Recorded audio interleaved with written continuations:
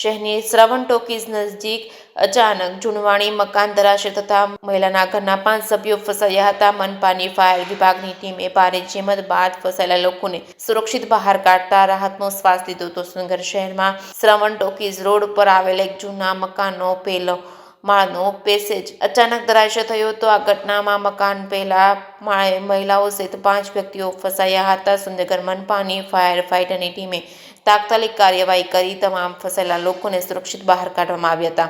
આ ઘટના શ્રવણ talkies road પર આવેલા વર્ષો જૂના મકાનમાં બની હતી. પેસેજ ધરાશય થતા મોટો અવાજ આવ્યો હતો, જેના કારણે આસપાસના લોકોમાં ભયનો માહોલ સર્જાયો છે. 5 વ્યક્તિઓનો અચાનક ફસાઈ જતા તેમને બહાર કાઢવા માટે તાત્કાલિક મદદની જરૂર હતી અને ઘટનાની જાણ થતાં સુંદરગઢ મનપાની ફાયર ફાઇટરની ટીમ ઘટનાસ્થળે પહોંચી હતી. ફાયરની ટીમે ઝડપથી અને સુઆયોજિત રેસ્ક્યુ ઓપરેશન હાથ ધર્યું હતું. ટીમના સભ્યોએ ભારે જહેમત બાદ ફસાયેલા તમામ 5 વ્યક્તિઓને કોઈ ઈજા વગર સલામત રીતે નીચે ઉતાર્યા હતા. ઘટનાના પગલે બનાવના સ્થળે લોકોના ટોળા એકઠા થઈ ગયા હતા. ફાયર ફાઇટરની ટીમે મકાનમાં રહેલી કિંમતી ચીજ વસ્તુઓ પણ પરિવારજનોને પરત સોંપી હતી.